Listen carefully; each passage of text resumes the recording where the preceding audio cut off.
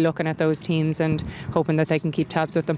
Yeah, and one of those teams that maybe some people were suspecting would be languishing in the lower reaches of the Premier Division. Finn Harps have just beaten Drogheda United. That one is over now at Oriel Park. They've won 2-1 and Finn Harps are currently top of the league. Now, Sligo Rovers at the same time, while there have been changes and new additions to the squad, not as many, but still there's a gelling process that has to take place at Sligo as well for Liam Buckley. Yeah, before I get to that, Peter, I'm not sure what's worse, that result in Oriel Park or your hat.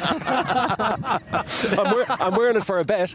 That's no disrespect to Finn Harps, but that's some result. But yeah, the Sligo Rovers, as Liam alluded to there in his interview, Peter, with Tony, there was 6 lads who made their debuts last week and there is a bedding in period, but they're a bit more further on in terms of, I think that they've been together before the Waterford group in pre-season, and they're also experienced lads that have played in the league as well. I think that counts for an awful lot. A lot of lads that have come in for Waterford are coming in from outside the league as well, and there's a lot of kind of unknowns about them, Peter. But certainly with Liam, as I said, there is a bedding in period. There's a lot of quality on the bench as well, and they do have a far better squad this year.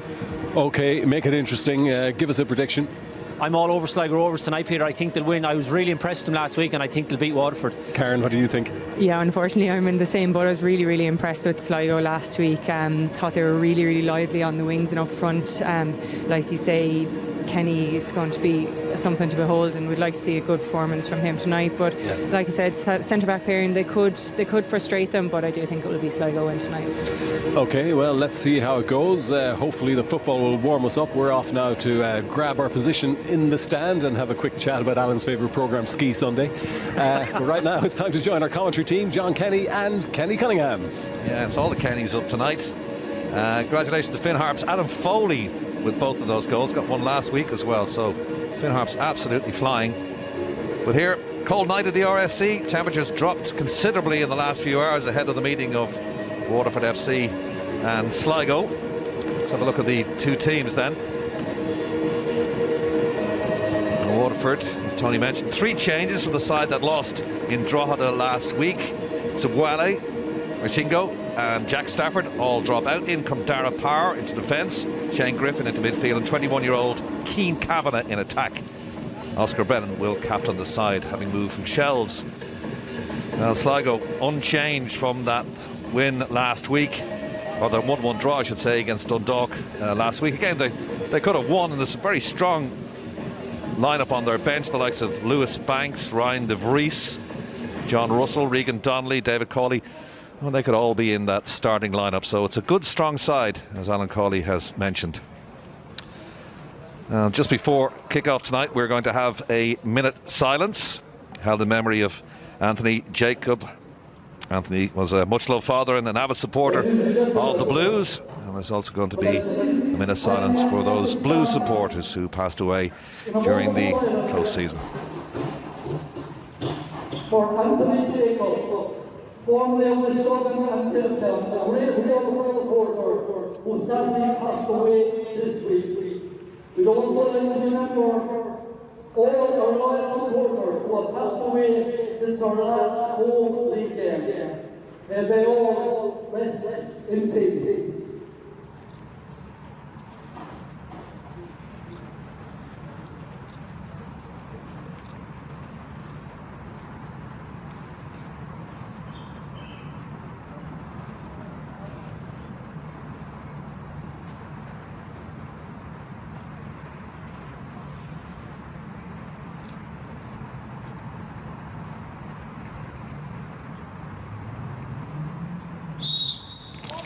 Yesterday, Gareva Anam, Paul McLaughlin, as you saw, is our referee, the guard from Donegal. Kenny Cunningham alongside me tonight. Alan Cawley convinced that Sligo Rovers are going to win. What's your feeling?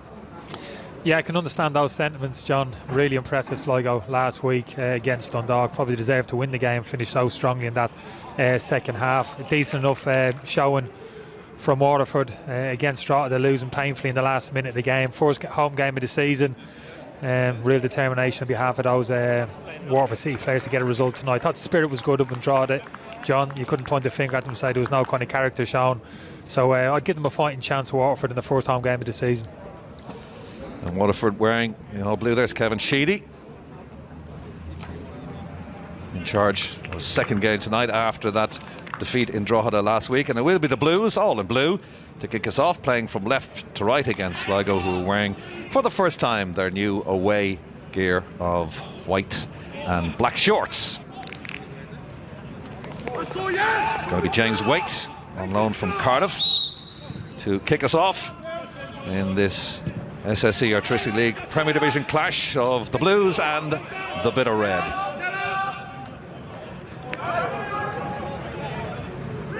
Easily a throw for Sligo. This is Robbie McCourt, formerly a player here at the RSC, the 23-year-old. Spent 3 years at West Brom as well. Ball nicked away from him by Waite. Yeah, really good signing, John. Robbie McCourt for me. Really impressed me last year here at Wateford. Actually quite versatile. Saw him play centre-half, left of a three. Looks as if Liam slotted him in a left-back position. Looked very comfortable last week against Dundalk in that area of the pitch. A couple of ex-Blues players playing in the Sligo lineup tonight. Walter Figueira being the other one. Wind has dropped considerably, which is good news because it was whipping around the ground before kick-off. Here's Gary Buckley. Plenty of experience from Gary Buckley, League and Cup winner with Cork City in the 8 seasons he spent down there.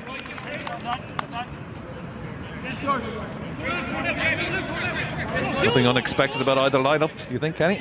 Well, yeah, it's slight surprise. You're looking at the way Watford have lined up. Keane Kavanagh high up the pitch. Looks as if Prince is going to play off the left and Waite off the right. And Adam O'Reilly, who actually played right side of midfield last week, John, is going to play in the pocket as a number 10, just behind Keane Kavanagh. That's how they've set up at the moment. Interesting to see if that changes as the game goes on. But that's the initial starting lineup.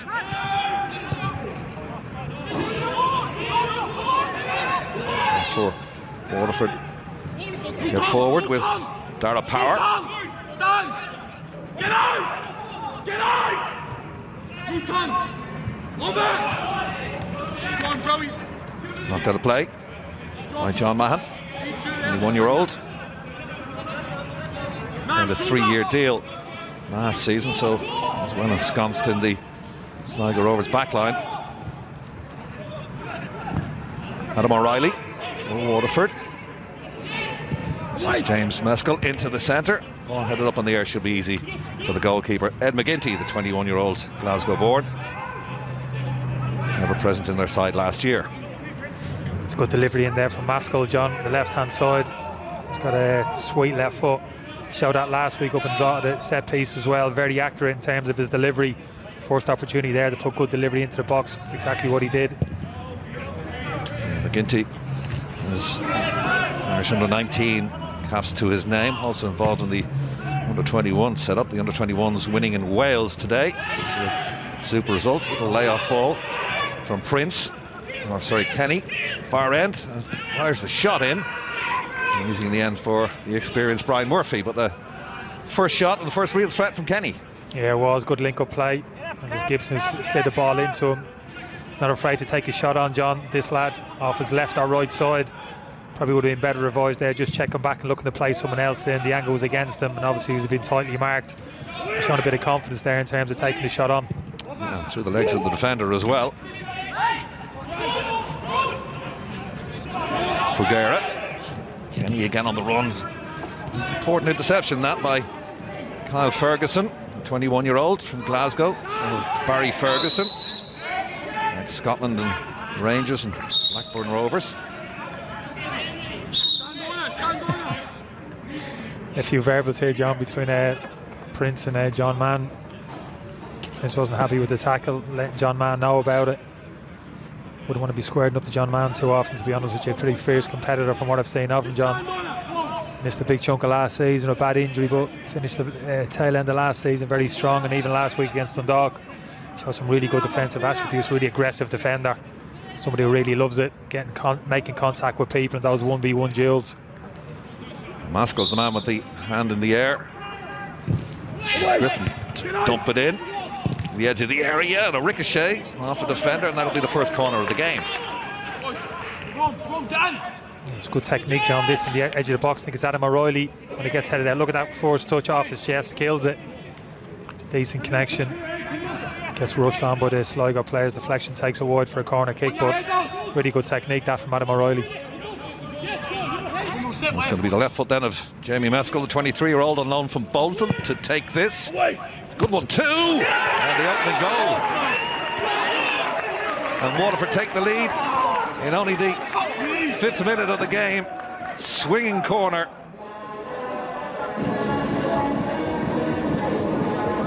All about the delivery, John. Just spoken about it. Mescal, you can trust him in terms of the quality of his set-piece delivery.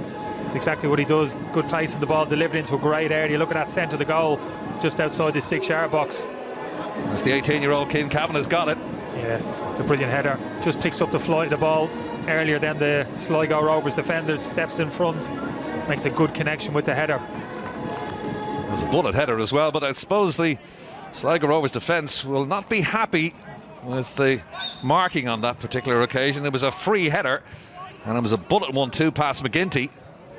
And it was his first touch, and it's put Waterford into the lead, coming in the 6th minute of the game, and their first real attack, and they lead by a goal to nil. But defending leaves a little bit of desire there, I think. Oh, absolutely. You just can't allow an opposition player space on the edge of your 6-yard box. You know, free header or goal, it simply can't happen. At the very least, somebody's got to be making physical contact with him, John, making the header more difficult, making him really work to get that shot on target. It's far too easy.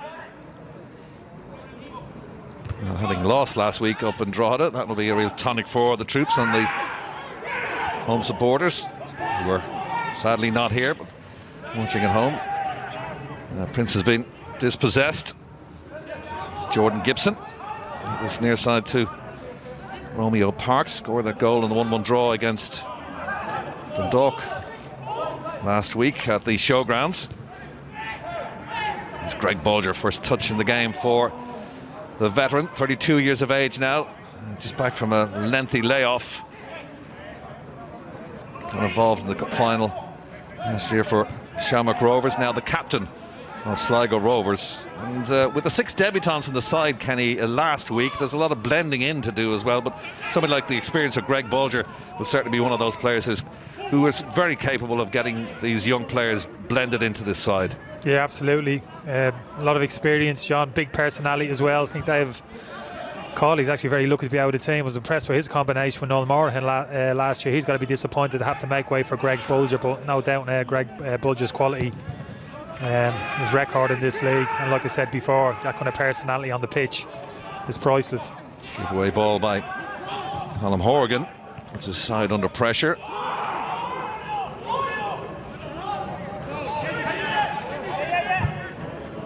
Romeo Parks. Chance for Sligo to break. Looked like a handball before he let it go. Cameron Evans, the defender, does his job well there actually. Mescal gets the ball clear. And as far as Buckley, and knocked out of play. Yeah, you're right, John. That was good defending. Cameron Evans looked to be in a little bit of trouble there initially up against Jordan Gibson. Seen the replay, the goal here. You can see him just gets ahead of his man there. I think Noel Mora has the closest Sligo defender, but it's a bit of a mismatch, John, isn't it? Young Noel Mora against Keane Kavanagh there. Well, they've changed the dugouts here at the RSC. They're normally at the near side where we're standing. At the back of the stand, just in front of us, but they've pushed them over to the far side. You can see the substitutes on both sides now sitting in that far stand. Haven't changed much over this side of the pitch, John. No goodies over here, is there? Too high few drinks for the lads coming in on the end of it, but good hands by me. Try the van around the back. It's a foul by Adam O'Reilly, 19-year-old, on loan from Preston. Just a little bit robust in the challenge, knocking over Robbie McCourt.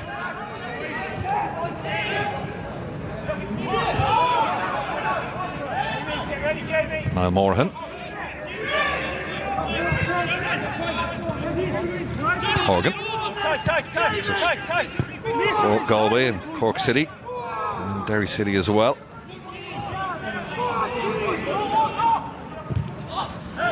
Fugera. 2 former Waterford FC teammates in tandem there in McCourt and Fugera, and the ball at that far side to Horgan certainly has opened up the play for Sligo Rovers. 10 minutes in. Waterford still leading by that goal to nil, and it's cannon off the post from the header from Kenny. And Brian Murphy didn't know much about that. That was a big leap from the 17-year-old. Lovely little deft downward header, and Waterford thankful that the post intervened.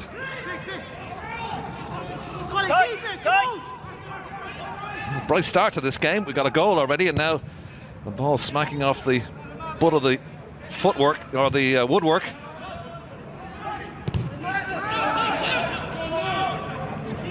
Gary Buckley. Waterford now funneling back into their own half.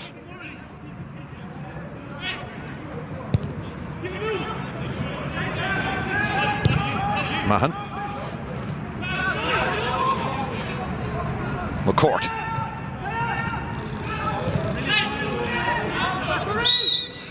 That's free kick for Waterford for that late challenge, but Johnny Kenny's header almost made it 1-1.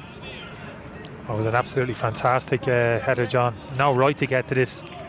Just steps in front of Evans at the last second, just tries to guide it inside the back post. The floated ball into the box, not the greatest of crosses. He has a huge amount to do there. He has to actually come back towards the ball. Young John Kenny makes a really good connection, just looking to guide it inside the far post. Wonderful effort. 17 years of age. And his first pro contract in January of this year. Here's Giant Sligo as an under 15. And also close to levelling up this contest. Dara Power take this throw for the Blues, who lead by a goal to nil. If you didn't hear already, terrific result for Finn Harps. 2 wins out of 2 up in Oriel Park. 2-1 victor after the 1-0 win against Bohemians last week. And they sit on top of the league. Interesting to hear Ollie Horgan maybe chatting after that game about a possible title challenge for Finn Harps after years of scrambling down the bottom. And give Ollie a huge amount of credit, John. I mean, unbelievable finish to last season. Going to get themselves out of that kind of relegation trouble. The string of results they put together, beating in Waterford, actually wasn't the last game of the season. Absolutely kind of fantastic, and actually no drop off at the start of this season either. So great credit to Ollie and his coaching staff there. Liam Buckley and Kevin Sheely there. Buckley, the 60-year-old dub. He could do a Borrow and Peter's hat, really, couldn't he? Lay him there, he's struggling a bit. Looks cold, all right. Just the years gap between the two of them. Sheely's 61. Buckley is 60. I think Liam's got too much self-respect to put that woolly hat on personally himself. Well, Peter getting it in the neck. This is Jordan Gibson.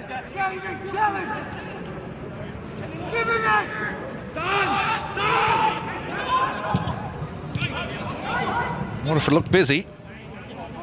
It's Meskel now, who supplied the corner for the goal. On the line, the goal scorer, King Kavanagh. It was a shame that was a sloppy pass from Maskell there, John. It was a lovely little combination play before that, working their way into that area of the pitch. Oscar Brennan instigating things in that kind of deep midfield position which he's playing. Adam O'Reilly started well. John spoke about him. He's got a bit of a free role. He's sitting just in front of Oscar Brennan and Shane Griffin in that central midfield, and he's been nice and busy, even dropping in his defensive duties, making a few tackles. It's a really good start to the game, young lad. Good work from Buckley. Here's Fugera.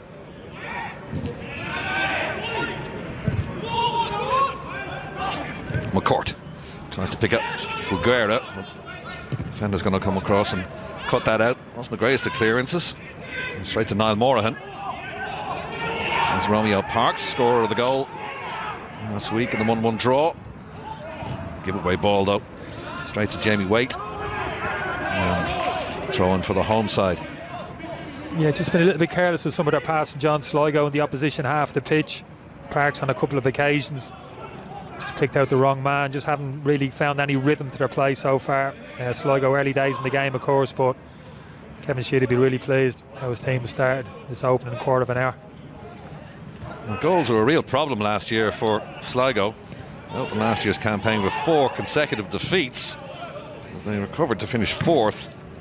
They only scored 19 goals in 18 games last season, and they will be participating in the inaugural UEFA Conference League this season, Europe's 3rd tier competition, as a result of finishing 4th.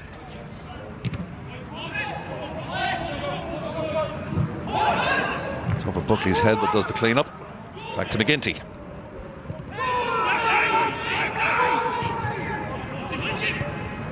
Wateford just not letting Sligo settle on the ball at all in this game. They're pushing up at every opportunity. Yeah, you're right, John. Yeah, they've engaged them high up the pitch on occasions. On other occasions, when they've got comfortable possession, Sligo, they've dropped off into a kind of deeper defensive block. But you're right, once they've stepped out, they've really gone after the Sligo City players and tried to force a few errors in possession, which Sligo have done. They've given up the possession on a couple of occasions, as we've mentioned already. Bolger. Nice one over the top towards Parks. Murphy should just let this dribble out for a goal kick.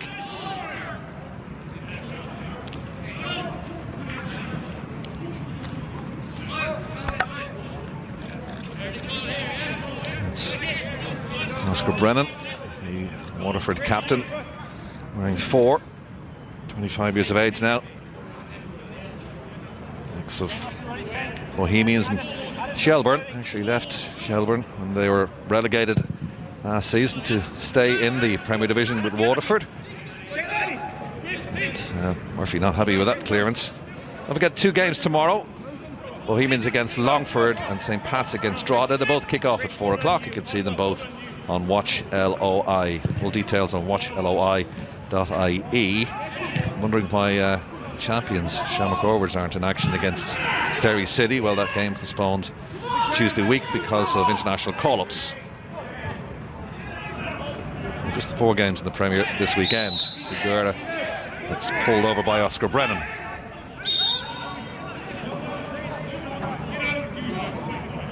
That's what you got to do against Figueira, John. You got to get tight to him, don't let him get turned. Really clever operator, Figueira. Had a quiet game last week, I thought, against Dundalk, not up to his usual high standards, so a bit of pressure on his shoulders this evening to get on the ball and get Sligo ticking. He's that kind of link player between centre midfield and those forward players of Parks, Gibson and Johnny Kelly. Need to get him on the ball as often as possible. Well, Figueira's been around quite a bit. That's McCourt's header, should be easy for Murphy. 26 years of age now. Likely 26 on St Patrick's Day. Ex-Blue, as we mentioned, also with Derry City. He's a Londoner and spells in Portugal and Greece as well. And one of 6 debutants for that man, Liam Buckley, last week in that 1-1 draw against Dundalk. Oh, that's sloppy by McCourt. Gives the ball away. Nipped in was Waite. Tracked down by Bolger. Good challenge by the Sligo captain. Just holds Waite up, but he does get his cross in. And this is danger again. It's deflected and it should be a goal. Oh, great save, McGinty. In fact, a great double save from McGinty. The follow-up by Kavanagh nearly made it 2-0 there. Stopped the long shot from the edge of the area. Kavanagh was following in and he just took a leg out and deflected it away. And that all came from a Robbie McCourt mistake. Just lingered on the ball too much. Nicked away from him by Waite. Bolger held him up. Waite got the cross in. But a great double save from the 21-year-old McGinty has kept it at 1-0 to Waterford. Yeah, you're right, John. Got out of jail there. It was a great opportunity for Keane Kavanagh. His eyes would have been lighting up there. Just wasn't clinical enough. Great save from Ed McGinty. Spread himself, made himself big, John. It'll be a really important save that in the context of the game. Here's a ball coming to the edge of the box. Just shifts it on the inside. Oh, that's such an important save. Shane Griffin it is, who's actually getting the shot on the edge of the box, John. Just shifts it onto his right foot. 4 saves, a comfortable one, but the second one was a really important one which he had to make for his team, and he did. Well, that Griffin shot as well would have come through a ruck of players, so McGinty would have seen that late. but he had the presence of mind to get back onto his feet quickly to deny Kavanagh. You can't say we haven't had chances in this game. That looked like a nudge in the back on Kavanagh, who started brightly, got a goal, nearly made it 2-0. Yeah, but you mentioned yourself, John, just a mistake by Robbie McCourt. That bit of sloppiness again, which is a bit, has been evident in Sligo Rovers' play so far. Getting the ball away, Waite breaking down the right-hand side. Looked as if Greg Bulger had actually dealt with the situation. Waite just kind of swiveled his hips and got the shot into the box. We know what happened after that, so just need to sharpen up the game a little bit. Sligo, just about the fundamentals really. We know the qualities which they have, particularly high up the pitch. Just need to get the fundamentals right at the moment to get ourselves back into this game. Well, towards Waite again. Oh, just lingering was McCourt. We didn't get the call that Waite was behind him once again. And it's in contest this now. McCourt looks under a little bit of pressure.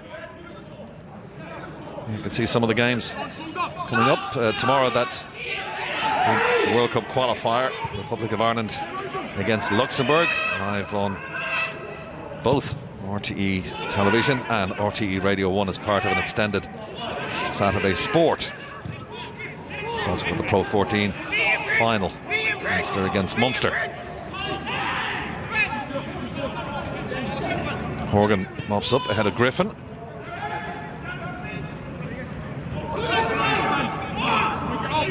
Shane Griffin, that shot from the edge of the area. 10 games for Waterford last year, started in 3 of them, got a goal.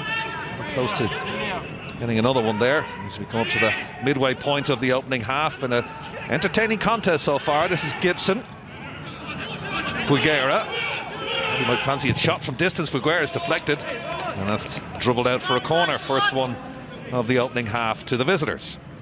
Yeah, this is where you want to see him play. Figueira higher up the pitch in contact with those forward players. Had options here on his right hand side and at the back post, but elected to take the shot on. Don't think it's necessarily the best choice, but at least forced the corner kick. Robbie McCourt to trot over and take it on that far side. To the post in the first half, remember? Johnny Kenny. Here comes McCourt's delivery. It's a good one too, but in the end, not so easy for the veteran Brian Murphy.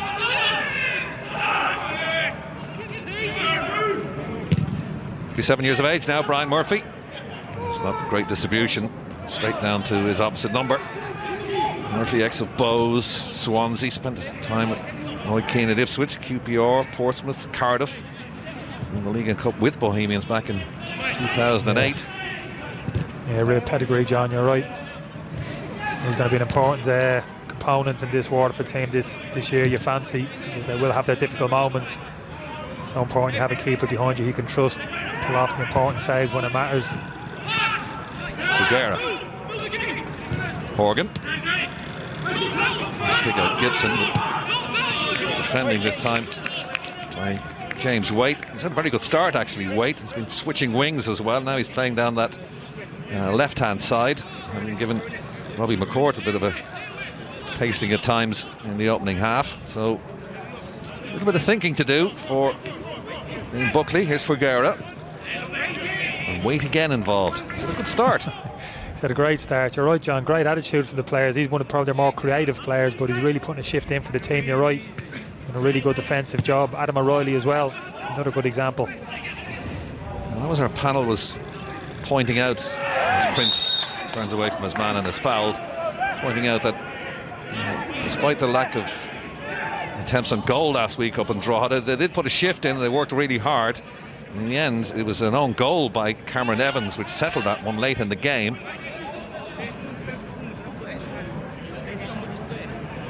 No, you're right, John. The attitude was good last week. You couldn't question their character and the kind of the commitment of the players.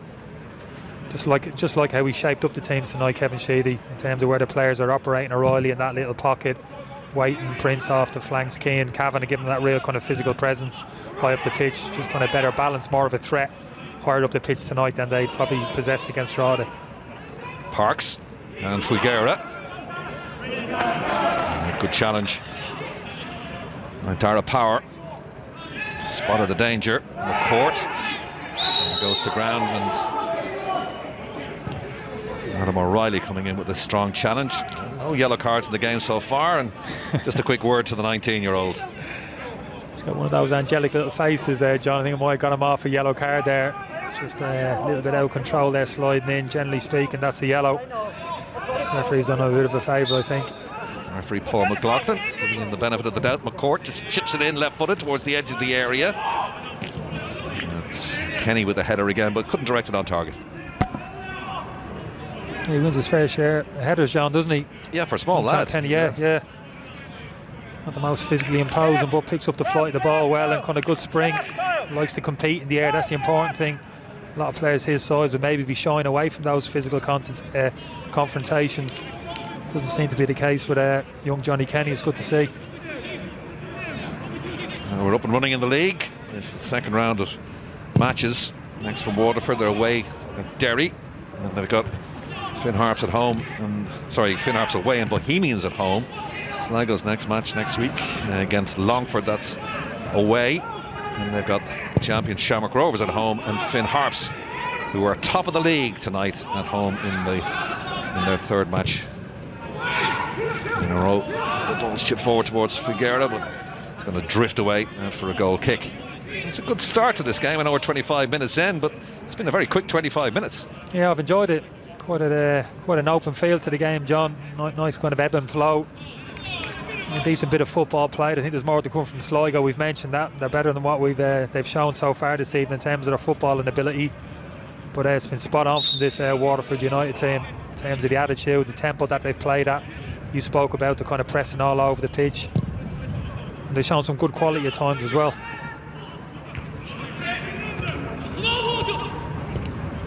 There's layoff. Find his intended target. And Waite once again gets involved and takes the ball away. And Niall Morahan. It's Gary Buckley does the tidying up. Very impressed with Waite so far in this game. He's been everywhere. As Kenny said, putting in a shift at left back at one stage. And he's given the court a torrid old time down the right. Buckley's cross. Parks. And McCourt. And Bulger. 22 years of age now. And Bulger. Perhaps twilight of his League of Ireland career. It's an amazing career. And a cabinet full of medals. McCourt. Again, Waite gets involved and nicks it away from McCourt. It's a great old battle, that. Brennan, well, he had time to take that ball in, Brennan, but he just pumped it upfield and gave it straight back to Sligo. Horgan tries to play it down the channel towards Kenny, but too much on it. I've counted about 15 successful tackles from James Waite so far. John, yeah, amazing. Great to see, though. I think from a defender's perspective, when you're looking up the pitch, you're more creative players, and that'd be James Waite and Adam O'Reilly. And you look, John, how hard they're working off the ball, tracking people down, kind of making tackles. It's great to see. Gives the whole team a lift. Once again, Murphy's distribution on those kickouts has been poor. Straight out of play, gives the ball back to Sligo. He's blowing a gale out there, John. Cutting a bit of slack.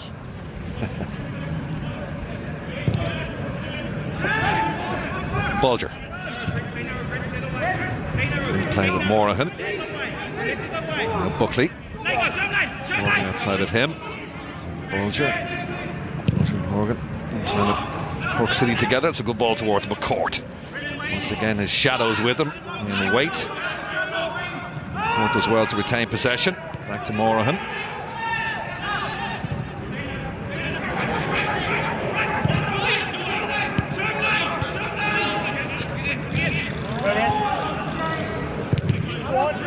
Bounces off Prince, but it's going to be headed on by Mahan. It's going to go straight out of play, though. And again, as we've been alluding to in this first half, the Blues pushing Sligo players at every opportunity, just not letting them settle on the ball.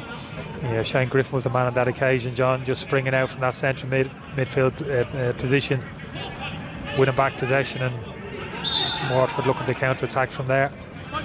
Gaskell's throw.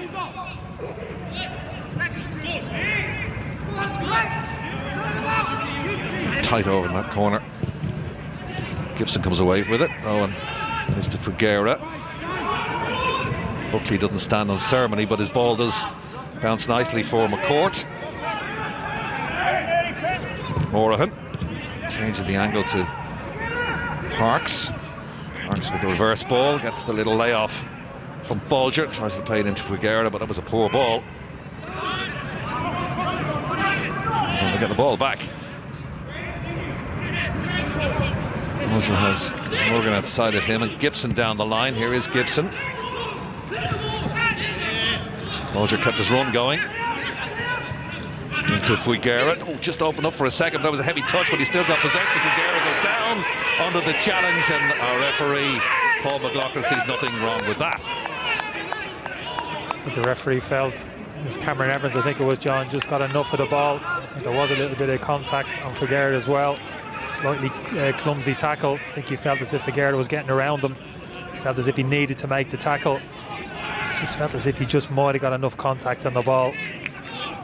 You can see it here again. Yeah,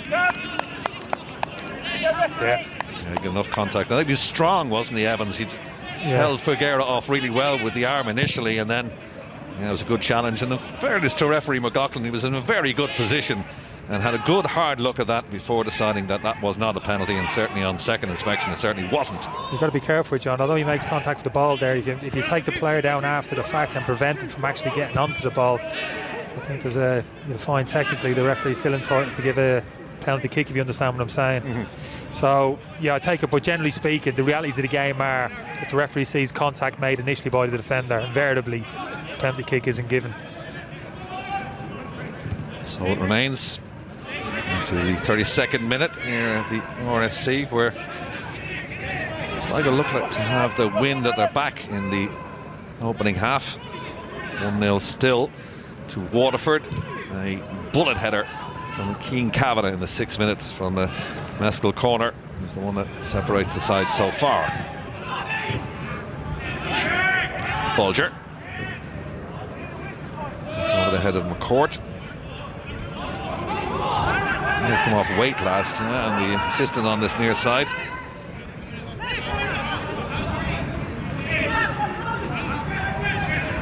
You can see that clearly the first touch is from the defender, but then he kind of brings Figueira down. There's the ball still in the vicinity where if Figueira stays on his feet, Johnny, you can actually take possession of that ball and get a shot on target. That's the argument. Well, he's swayed by experience. But to me, I think that was a good challenge. And the referee obviously... You're old school, John. You're old school. I am very old school.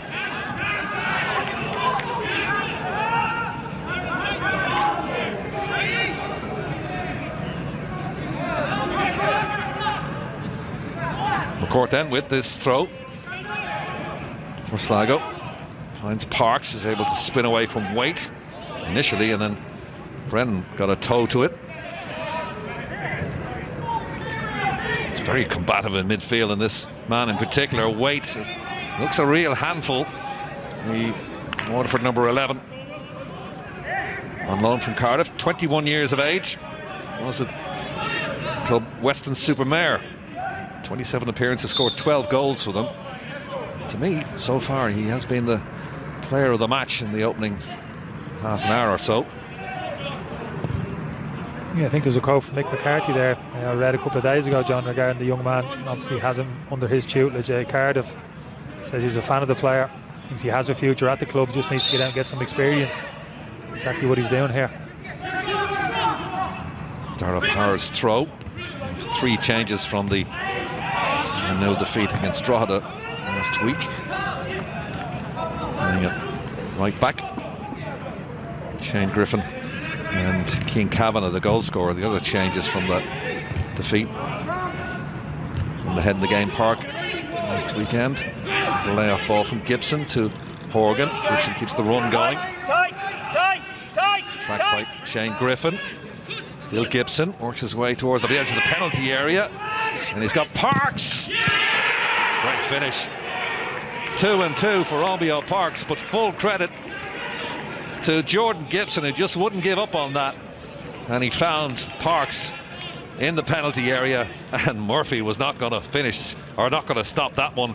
What a finish, and it's 1-1. Oh, it's a wonderfully constructed goal. Jordan Gibson, absolutely phenomenal here down the right hand side. Could have gone down there, John, easily got himself a free kick. No, drove forward, stood up a beautiful ball to the back post.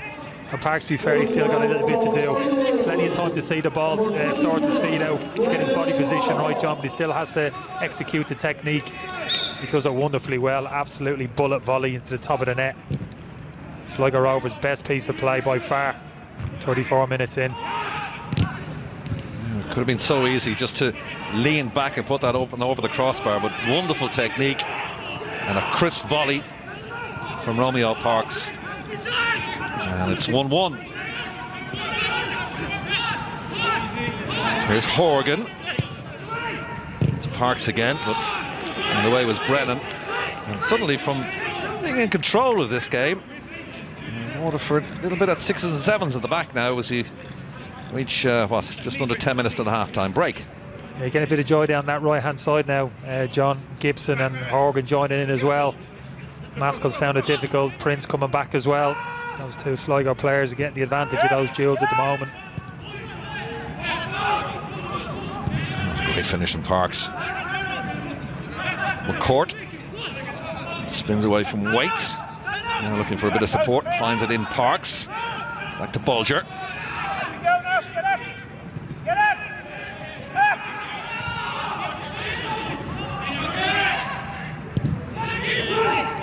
Towards Parks. Is he onside here? Parks! Oh, good save, Murphy. Yeah, the flag didn't go up. They've given the corner, and he nipped away from the two central defenders, and in the end, Murphy produced a good save. Oh, John, what a pass this was from Gary Buckley, like Toby Alderweireld. Absolutely phenomenal diagonal pass, 40 yards, straight onto the chest. Parks does everything right, John, just cushions it in front of him. Just needs to be precise with his finish. Really smart save from Brian Murphy down low to his left. Parks and Feely should have scored. Ward swings one in. Brennan heads it out of play.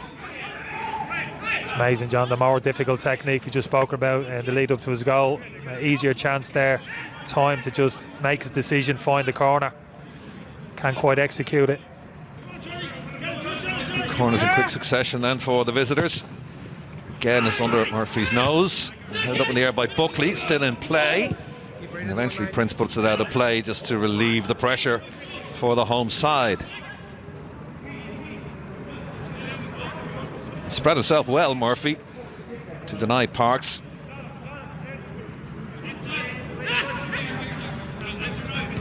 Just the better of Shane Griffin there. Then goes past Maskell. That's not great defending, selling himself. We've spoken enough about the finish already.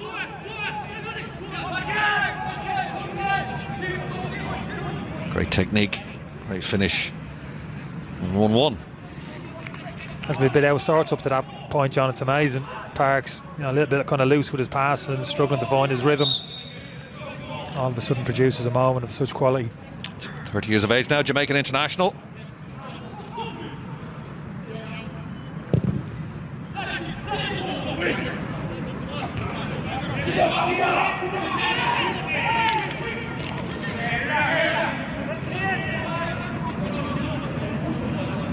Ginty. Let's not forget that he produced a terrific double save from Griffin, and then follow up by Kavanagh to keep it at 1-0 to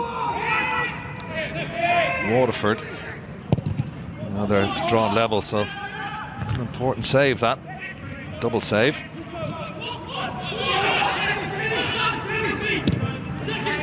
Maskell's clearance. Jerry Maskell.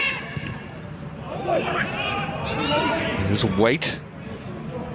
That's good stuff from McCourt, who has found Waite a handful tonight, but on that occasion stood up well, and Figueira commits the foul. Yeah, you're right, John. Looks as if Waite, as the foul by Figueira, looks as if Waite was just going to get it around Robbie McCourt there, but using his experience, just leaned the Watford player off the ball there. Just look at that, just a little bit of body strength there.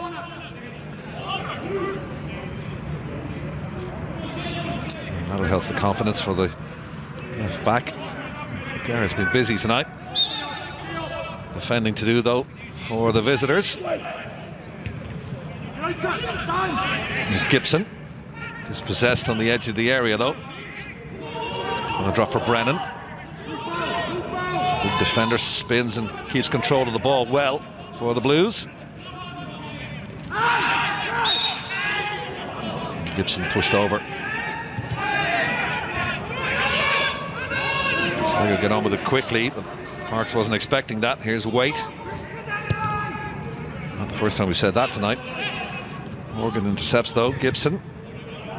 And forces the two Blues players to knock the ball out of play. Don't forget tomorrow, Bohemians against Longford and St. Pat's against Drogheda.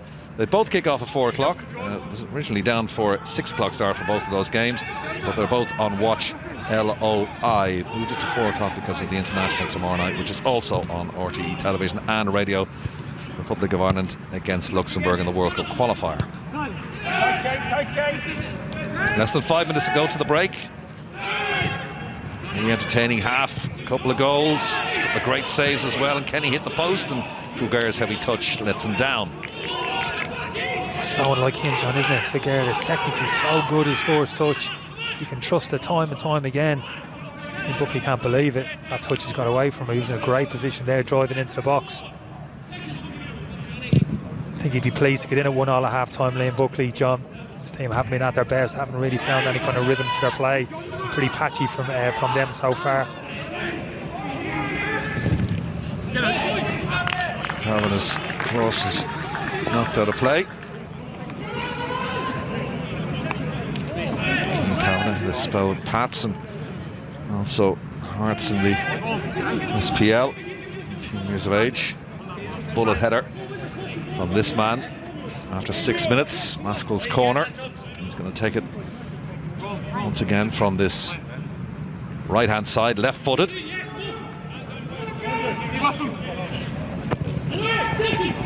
Spooned it in the air. McGinty comes, and it looks like he was fouled all right by Brennan, who went climbing over the top of the 21-year-old Sligo Rovers goalkeeper, and a blast of the whistle from the referee gives the free kick to Sligo. Yeah, good to see him come into the traffic there, John. Easy decision would have been to back off and stay in the 6-yard box and let his defenders come and deal with it.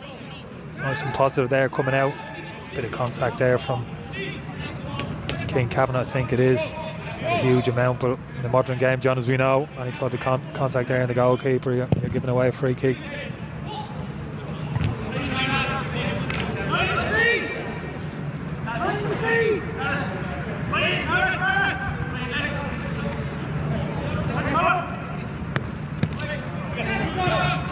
McCourt. Buckley.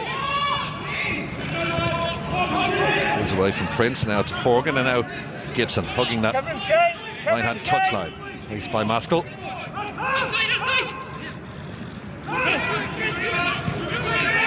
He's never going to get past 2 of them there. This is Adam O'Reilly. And now Maskell, a chance for Blues to break on the counter. Here's Kavanagh. Needs a bit of support, Kavanagh, but does well. Walking off the Sligo player last, and it's going to be a throw for Waterford. Jordan, give me action there. Kevin Sheedy, 46 caps for the Republic of Ireland, scored 9 goals. As we all remember that most famous one he scored, 1-1 draw on Cagliari against England in the World Cup in 1990. Seems an awful long time ago. And Waterford finishing on the front foot. They've got themselves a corner now, the first time out on that left-hand side. They've got a decent bit of height in the box as well. King Kavanagh, we've seen score already. Kyle Ferguson, Oscar Brennan, a good size as well. Again, McGinty comes. This time he gets something on it and punches it away from the danger zone. Gibson forced to put it out of play. The referee's just stopped the play. One of the Sligo players is feeling the effect there, but good keeping in the end, got something on it. Yeah, he did. Not trying to catch that one, John. Too much traffic, just help it on its way. That's exactly what he did.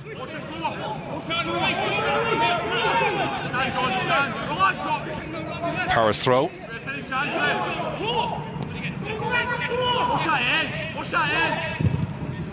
Should be McGinty's, and good strong call up and over Gary Buckley's head.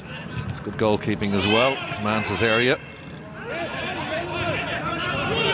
Just waiting for the official on the far side to show it's going to be added on at the end of the 45. I think it's 1 minute I can see on that far side.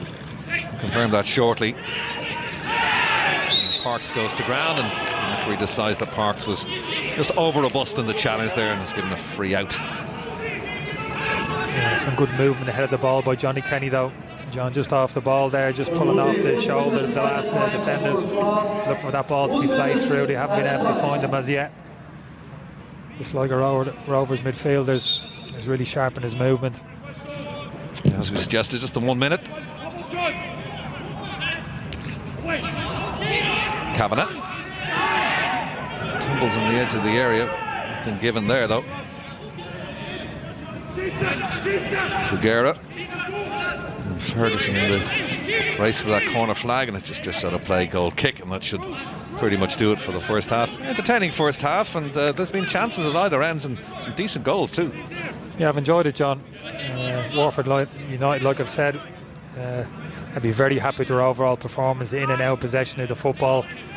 Some fleeting moments from Sligo in terms of the quality of football we know that they can produce. There's more to come from them. We certainly know that. I'm really looking forward to the second half. Very evenly balanced at half time. And there goes the half-time whistle, blown by our referee Paul McLaughlin. And as the two teams head for the dressing room at half-time here at the RSC, we leave you for the moment with a half-time score of Waterford FC 1, Sligo Rovers 1.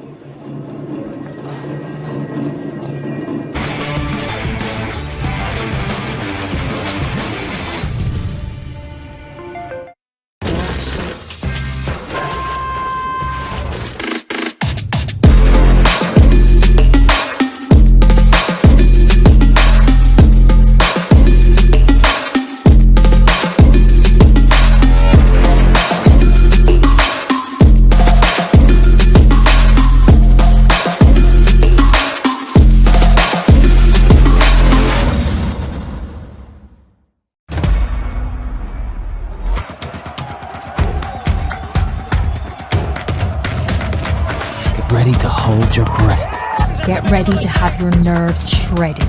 Get ready to roar for your team. Because we're capable of anything. It's a game of two halves. We support both.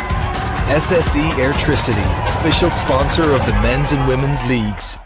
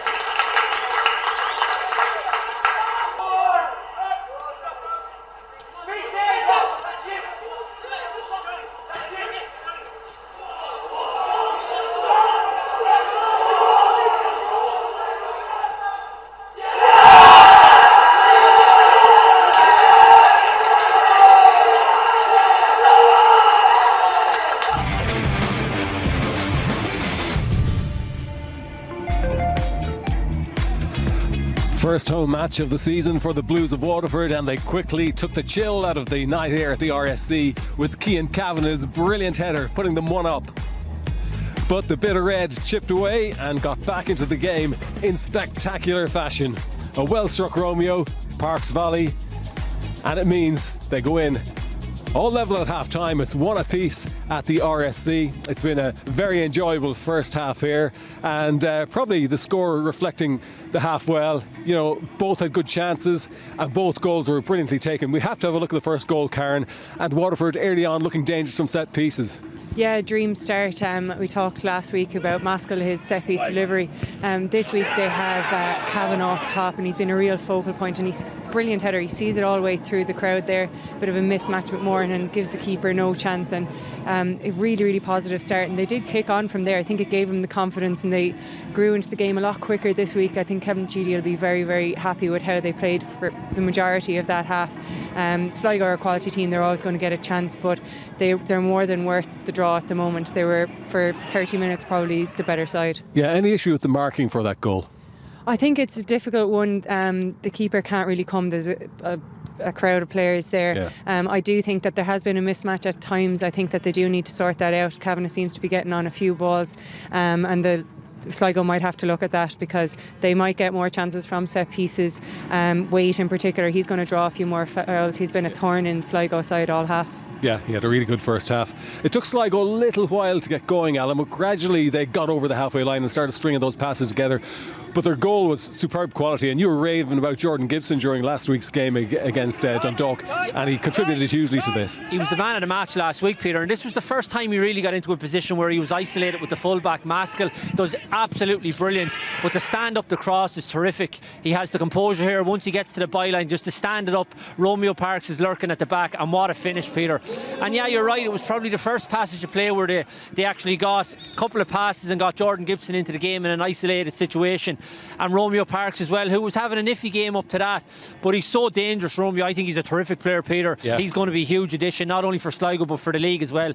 He's really outstanding player, but it did take them a while, and to be fair, that was credit to Waterford, because they had frustrated them. They've a good shape about them this week, the 4-3-3. Kenny alluded to in commentary about the midfield of Riley and Griffin as well, and Wade on the right hand working really hard. So it was tough for Sligo Rovers, but they kept going, kept at it, Peter, and they got their goal in the end. Yeah, and they got it, but prior to Sligo Rovers getting that goal, Karen, Sligo had to thank Ed McGinty, who had a bit of a moment for the goal against Dundalk last week, but he more than made amends for it tonight with a great double save to keep Sligo in it. Yeah, he really did. After taking the criticism last week, it's great to see him pull this out of the bag. Again, the set piece causing all sorts of problems there, and I think you alluded to it there, the position of Griffin and O'Reilly, they're farther up the pitch, they're getting involved, and the balance of Waterford has just been better so far. There's O'Reilly getting the shot off in the first save from McGinty, but it's the second one that's outstanding. Here we see great shift in the feet, good blocking, sees that late, but has the presence of mind to keep himself big. And Kavanagh probably saw his name in lights there. He could have put Sligo under massive pressure with 2 goals early on, and that could have a big bearing on the final result of this game. Certainly could. All important saves from Ed McGinty. Let's talk about the chances then that came Sligo Rovers' way. Your man Johnny Kenny doing well in that first half, and Parks had another chance. Yeah, because he's feeding off scraps. This was very early in the game. He got a chance, half chance, Peter, but he gets a shot off. I like that, always looking to get a shot off. Again, this one, he has no right to win this header whatsoever. It's a bit of a loopy cross from Greg Bulger. He has to generate all the pace. He actually has to nearly come back in front of the defender to try and get a header on it. But this is the chance, really. Gary Buckley, unbelievable pass. Parks as well, after him just scoring a brilliant goal. I fancied him to tuck that away, Peter. Does everything right, chest control. You're looking for him just to slot it. Unfortunately he misses, but I would have expected him to score that. But credit to Brian Murphy as well, who's a brilliant goalkeeper. But in fairness to Sligo, they did get better as the game went on. They were patchy enough in the early part, but they did get better as the game went on. OK, well, it's even Steven at half time. No one in dire straits just yet. It's time for another quick break. The second half coming up very shortly.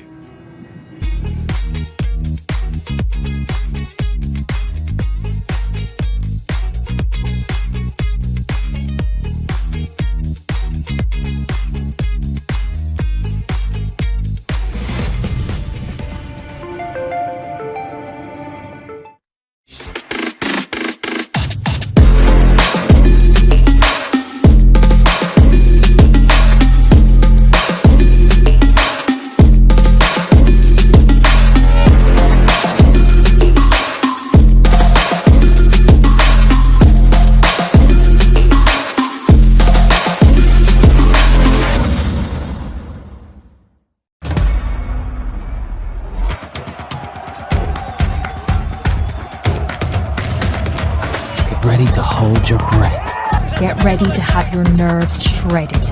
Get ready to roar for your team. Because we're capable of anything. It's a game of two halves. We support both. SSE Airtricity, official sponsor of the men's and women's leagues.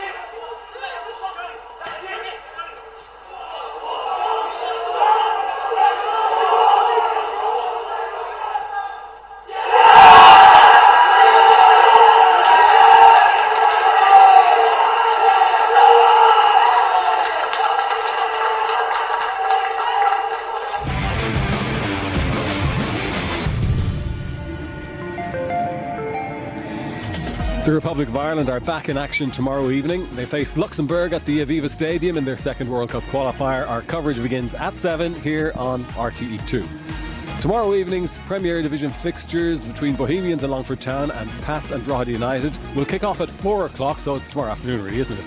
And they are available on watchloi.ie. More international action on Tuesday when the Republic of Ireland play Qatar, and our coverage of that will begin at 7.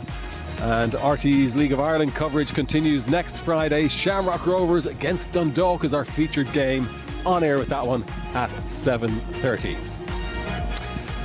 OK, we have a little bit more time to reflect on some of the incidents from that first half. An enjoyable first half it was. Probably would have been more enjoyable from Sligo Rovers' point of view if they had got this penalty claim. Well, there was a claim, all right, but it's not a penalty, is it? It's not a penalty at all. Like you say, it was a muted shout for a penalty. I think Figueroa trying to take on Cameron Evans there, but Evans gets really strong here. You'd back Figueroa in a one-on-one position, but Evans does really well just to get him off balance and then gets a strong foot on the ball. So yeah, definitely not a penalty, and some really good defending from Evans there, and he'll be delighted to get that confidence boost after the own goal last week as well. I think Peter Kenny Cunningham is the only one calling for a penalty there. Someone needs to have a word with Kenny, because for a centre half, and a tough centre half, he's trying to take all the contact out of the game, Peter. Well, sometimes you do see the follow-through being penalised these days. I think that's the point that Kenny was making, to be fair, but you'd feel very, very aggrieved if that was given against you. To be fair to the lad, he wins the ball. I know the follow-through, but I don't think it was a follow-through in the sense that some of them you see where he's going in and absolutely nailing someone afterwards. And in fairness, a referee like Paul McLaughlin is not going to give something like that. No, and he was bang on the spot as well, Paul. He's had a very good game. Yeah, very good game. He's been really good, Jad. The game's been really good, Peter, to be fair, and Waterford, who we probably didn't give much chance of beforehand, they've been very good. I think the shape that they've set up with tonight has been far better. The 4-3-3, it's worked very well. They've put in a decent shift. I'd still like to see the ball going out to Gibson a bit more. I think he has the beating of the full back. He's in good form. He was obviously very good last week as well. So I'd still fancy Sligo to go on and win the game. Yeah, even though it was relatively even that first half, and we had moments of quality from both sides, it'll take something like that to go and win this game, won't it? Repeated something similar. I think it'll be same again, the message from Sheedy for Watford. I think that they were the better team for large parts, possibly due to Sligo Rovers underperforming a little bit. They'll have had a stern talking to at half time, no doubt, but I think that they'll have grown so much in confidence. We're starting to see the personalities of the players in Watford United team, which we didn't see last week, so it's great to see them go out there and express themselves a bit better this week. OK, let's look forward to the second half. It's about to get underway, so let's rejoin John and Kenny. Thanks very much, Peter. Kenny Cunningham, Alan Cawley calling you out there. Alan was flip-flopping on that penalty decision himself. Couldn't make his own mind up. Also, he's misrepresenting me, calling me a tough centre-half, John. I think a slight delay in the proceedings getting underway for the second half, because, as I mentioned in the first half, they've switched the dugouts from the main stand to the far stand, so that means that the mentors and managers have to walk across the pitch. So there you go, as Lee Buckley just finishing his walk to his shelter on that far side. So Kavanagh's bullet header after 6 minutes, cancelled out by Romeo Park's bullet effort. Volley on 35, and we start the second half. All square, 1-1. Live from the Regional Sports Centre, where the wind thankfully has pretty much abated now. Any wind that is there is at the Blues' back. Waterford United all blue tonight, playing from right to left as we look at it in the second half against Sligo Rovers in their white tops and black shorts, wearing their away strip their new away strip indeed, for the first time this season. No changes to either side at half time. Figuera, busy first half, and it runs straight into Blues players. It's tidied up by Mahan. Back to McGinty. In a busy first half, McGinty. It's Greg Bolger. Sligo Rovers lineup, you can see the bottom of your screen. McGinty in goal. This is 17-year-old Johnny Kenny trying to burst his way past Cameron Evans, and the assistant on this near side furiously waves the flag to referee Paul McLaughlin to say that's a foul against the 17-year-old. Yeah, I think it was the right decision. Hasn't got great pace, young Cameron Evans. He's been just caught out on a couple of occasions. You can see him there and immediately trying to get hold of the jersey, Johnny Kelly. So I think it was the right decision. The court standing over this, as is Jordan Gibson. The court steps away, so Gibson's going to float this in towards the penalty spot. He's aimed at Kenny, but headed away by Brennan. Figuera, ball in the air. Brennan can add to that clearance. And back in by Bolger. It's a foul on the edge of the area as well. It's a very advantageous position as Johnny Kenny feels the pain. Yeah, no doubt about that, really. Dara Power went up and over his man. It's just a little bit clumsy, John, isn't it? Should really just step away from Johnny Kenny there, almost allow him to have the ball and then go and engage and try and make the tackle. Just a slight bit of inexperience there. Young Dara Power giving Sligo a free kick in a really dangerous position. This again, it's Gibson. McCourt standing over this one. See Gibson set up the ball for the Parks equaliser in the 35th minute. It's at a good angle too. Murphy having set his wall now. He's waiting for the delivery. Court steps away and it's going to be Gibson, chips it over the wall, but no real power. And goalkeeper of Brian Murphy's ability, absolutely no problem with that one. That was good technique, John. I know what you're saying, didn't absolutely commit to it, but made a really good connection, got that little kind of dip on it. Just Brian Murphy just anticipated it, shifted his feet across his goal line and made it look a comfortable save. But I actually thought it was really good technique. Have a look at it here. Yeah, that's a decent free kick for me. Just read it, the goalkeeper. Perhaps, as I suggested, just that little bit of power. He was on target, no doubt about that, but a good save and good anticipation from Murphy.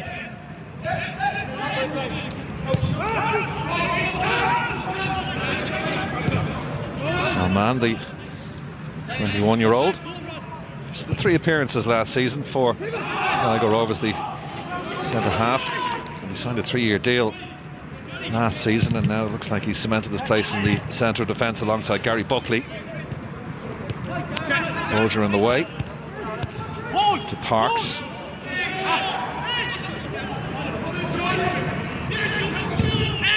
Brennan goes to ground.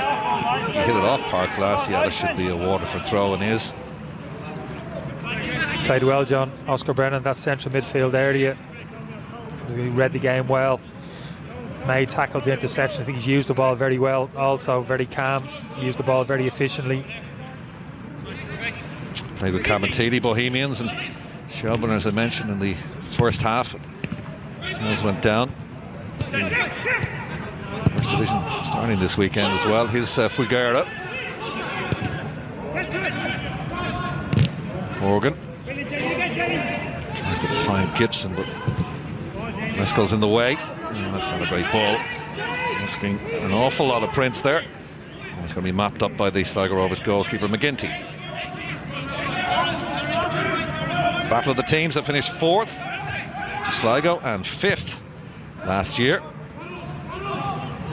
Amazing to think the run that Sligo went on, having lost their opening 4 games in that truncated 18-game season last year, to eventually force their way into the inaugural UEFA Conference League this season, Europe's 3rd-tier competition, as Parks puts a shot in. They can't direct it on target. Murphy sees it sail wide. It's another wonderful cross-field pass from Gary Buckley. He's done that already first half, put Parks into a 1v1 situation. He's found the same player again, with a little bit more to do on this occasion. Just shifted it on his inside, just dragged the shot slightly. But Watford want to have a look at that Gary Buckley in possession. They'd rather have maybe John Mann have the ball at his feet, because so far his distribution, Gary Buckley has been excellent. If you haven't had the other big result, I'll give it to you in a second, because defending for Sligo to do. Here's Griffin. Mescal's ball in. That was an important interception by Mahan. He just got something on that.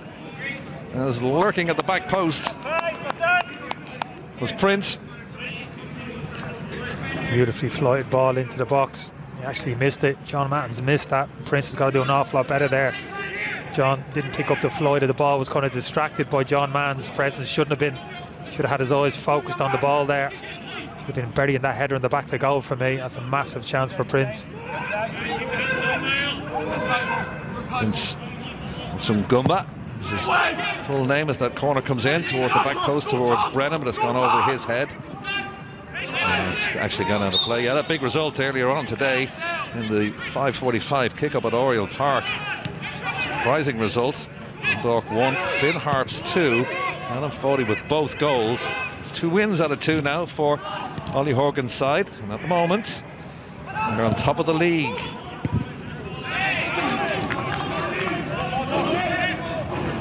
European football of Finn Harps, John, eh?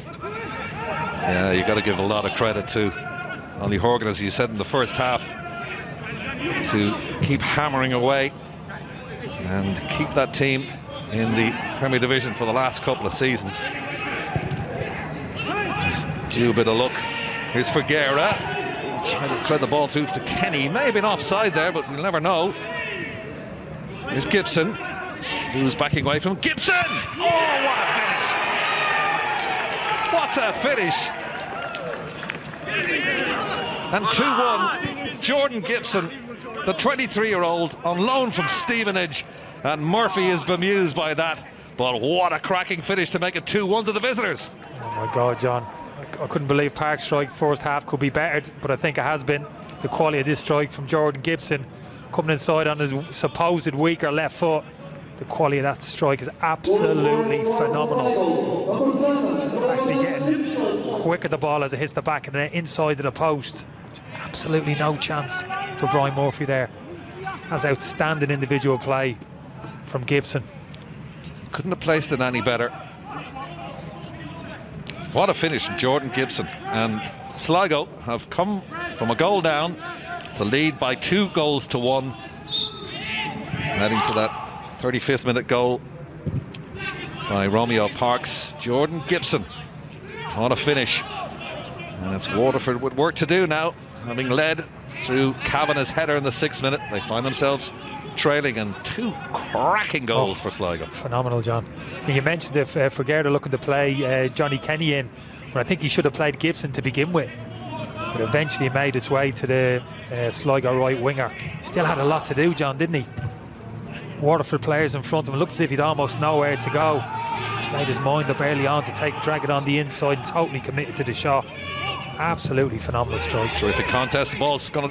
Just for a second I thought it was going to drop for Ferguera, but Cameron Evans just got a very important header to intercept that and push it out for a corner. I feel as if I want to keep talking about the goal, John. It was that good. Got to be careful down at Waterford. Sligo Rovers' tails are up. You know, the chests are out. These Sligo players, they got their heads in front. Waterford have to just stay in this game now. Next 5-10 minutes, John, don't concede. Stay in the coattails of this Sligo team. Don't let the game get away from them.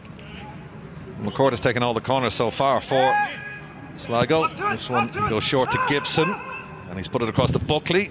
Buckley shot was charged down by Prince. A chance for the counter for the Blues. Here's Waite. It's behind both players, running forward towards the edge of the penalty area. Great opportunity that was for Waterford. In the end, wasted. Yeah, you're right. Just that pass selection, John. At the very death, I think it was King Kavanagh. Just took the whole momentum out of the attack, just playing it in behind. James Wade, I think it was, on the inside. Decent response though. Game getting a little bit stretched, John. A lot of big spaces opening up all over the pitch. Not too sure that exactly suits this Waterford United team, to be honest with you. Well, the home side victorious in each of their 2 meetings last season, with Rovers heading it 2-1 at the showgrounds, while the return fixture here at the RSC saw the Blues win it 1-0. So runners even last season in that shortened season. Terrific contest in front of the cameras here. Watford trying to get back into this game, having led as early as the 6th minute.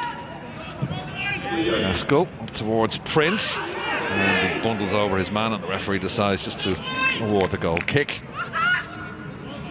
Yeah, surprised John Mann should have dealt with this, John. I think he feels there's nobody behind him and he's letting this ball go. And he's surprised by Prince's presence behind him, actually panics a little bit, gets his right arm across the Waterford United centre forward, not suggesting it's a penalty kick. Probably should have dealt with that himself, John Mann, not taking any chances. It's a very young Waterford side, as suggested by Kevin Sheedy in his pre-match interview. Take out the 2 Murphys who are in their late 30s, Brian Murphy and also Daryl Murphy, who's on the bench. It's a very young team. Oscar Brennan's one of the older members of the Waterford side at 25, but you've got Evans, who's 20, Kyle Ferguson, who's just 21 years of age, Waite's 21, Dara Power also 21, so it's a very young squad. And he's made 3 changes tonight as well. As he said before the match, he wants to get a look at some of the players to, I suppose, in the end, decide what's his best 11. Yeah, that's when situations like this, John, is where that inexperience kind of tells. Having been 1-0 up and feeling good about themselves, suddenly now find themselves 2-1 down, have played well. I think that's when the inexperienced players can, get their chins can go down and they kind of lose concentration. That's where it's important. Those more experienced players, you mentioned them there, Oscar Brennan, It's important, just kind of rallies the troops, gets those concentration levels back, and they don't open up too quickly, John. Still plenty of time left for them to get an equaliser. It doesn't have to happen in the next 5-10 minutes. And towards Waite on that far side. Got McCourt for company, and he gets around him. Well, initially, and in the end, McCourt, well, he waited and just nicked it off Waite's toe. That was good defending.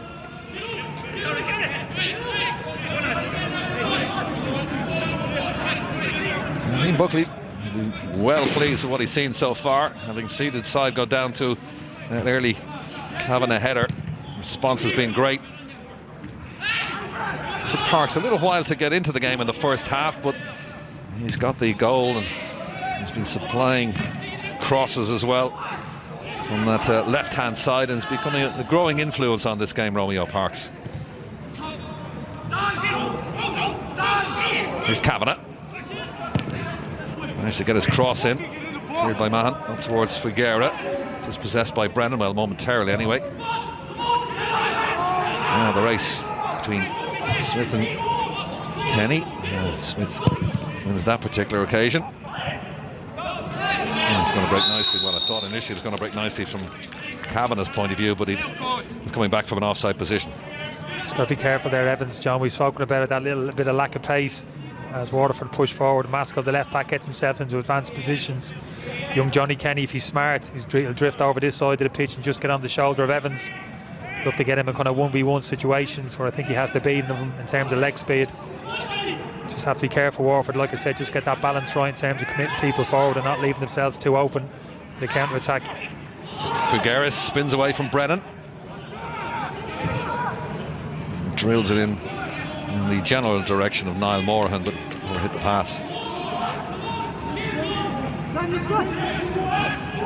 Well, Murphy pulled off a decent save in the first half from the aforementioned Parks, but he could do absolutely nothing about either goals.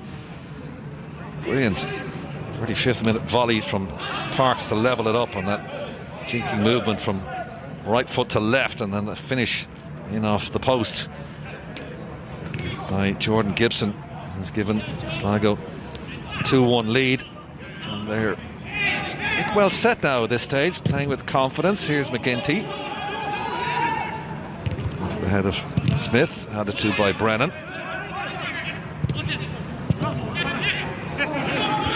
Morahan.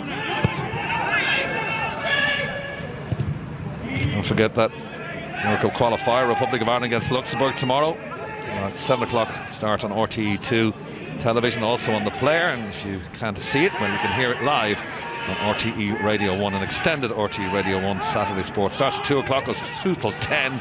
They've also got the Pro 14 final as Leinster take on Munster. There's Brennan. Prince with the back flick. And O'Reilly's ball out to that far side. He keeps the run going. O'Reilly, it's a good run. Just needs to check back now. Smith. Chance to fire one in. That's a very important header too. At the back post, just flicks it away. Horgan.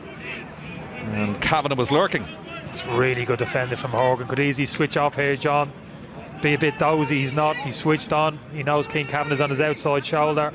Kind of narrows up to his centre half. That's exactly where a fullback should be. Excellent defending. Shane Griffin to take this corner then. There's the back post and just over everybody's head and safely out from Sligo's point of view for a goal kick. They've stayed, sorry, John, I was going to say they've stayed in the game, Waterford. That was the important thing. We spoke about it after that second goal. Here it is again. What a finish. Absolutely phenomenal. Holds nothing back, John. You spoke about the free kick he took. It was a controlled free kick, wasn't it? Didn't totally commit to it. That was the opposite. Absolutely full throttle that was. Everything he could generate in terms of power was behind that ball. And to get the accuracy as well with it. You just don't get a strike as good as that. You just can't strike the ball any better. Simple as that.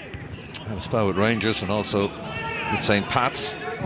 Presently he's on loan from Stevenage. Here he is again, the goal scorer. And the goal scorer of the second goal. And it's going to come ricocheting off Maskell.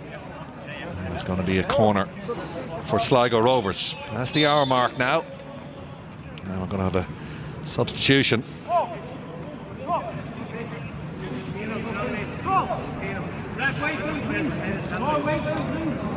And Prince is departing the scene.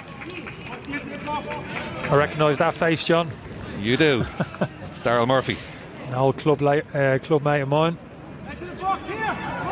Republic of Ireland international. This was a swap that they had last week in Drogheda, so they've done it again.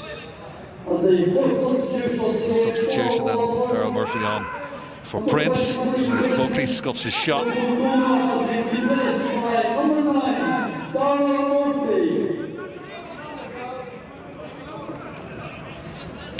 They've worked that corner kick a couple of times now, John. Sligo drawn two of the Watford players out to the touchline, and Gary Buckley driving forward to receive the ball on the edge of the box. Just hasn't made a connection twice. He's looked to strike. First time just hasn't made the connection he wanted. Waterford just have to be switched on to that. Darren Murphy signed for Waterford last season. Didn't play a lot. He was injured for the latter part of the season. He's on the bench in the last two games. Now he's on instead of Prince Musunguma. It's the first substitution that's come in the 63rd minute. And here's Daryl Murphy with the first touch, and that's a good one too. Waiting for the run of Waite, who was switch wings from right to left. A good interception again from Colm Horgan.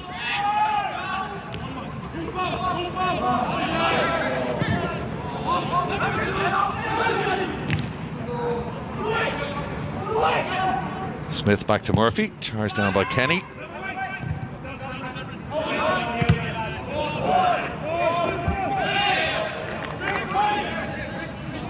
Looks like they've switched Waite from right to left, I think, yeah. Yeah, Darryl will play that central role. Cavan operating off the right-hand side. Just needs to get on the ball, Darren, now, use all that experience, just pen those two centre-halves, have the ball in, just link things up, and get his teammates up the pitch. Brennan dispossessed. Gibson. Figuera. Poor communication there. Figuera is expecting the run of Gibson inside. Didn't happen, but he gets the ball back. He's got Kenny to aim at in the middle. Figuera is just inside of him. Keep ball in field to Bolger. This is good from Sligo.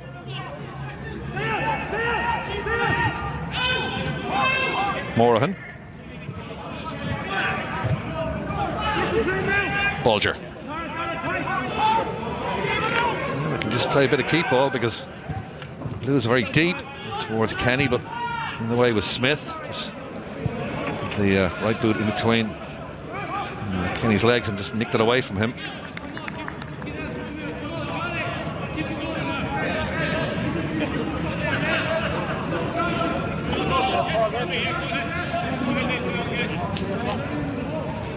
I'm just going to wait and have another substitution.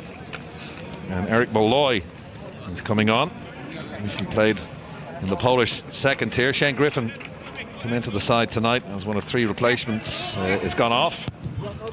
Molloy played with a team called Strommel Austin. He was also on trial with Shelburne during the 2020 pre-season last year. Carlow native, Republic of Ireland under-18 international. Played a little spell with Bowes. So there's the second substitution, and it's Molloy on, and Griffin has gone off. Yeah, it doesn't look as if the shape will change with that substitution, John. Just having a look at Molloy, just operating in that kind of similar position to where Shane Griffin was. But had a decent enough game, Shane Griffin. Just obviously looking to get a bit more energy into the team. So David Cawley's coming on for Sligo Rovers. Captain last year. Greg Bolger is the captain on the pitch tonight. Figuera's gone off, so that's their first substitution. So an experienced player, David Cawley. And that's their first sub. So Molloy on, also Murphy on for Waterford, and David Cawley on for Walter Figuera.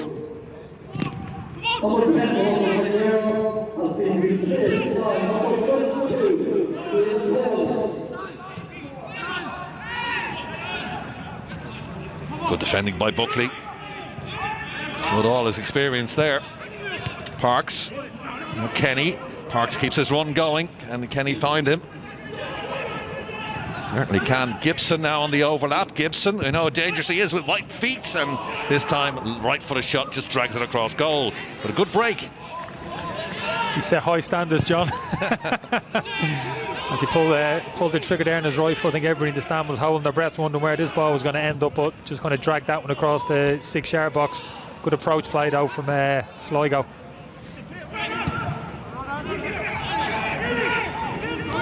Well, it's a good open contest. First touch for Cawley.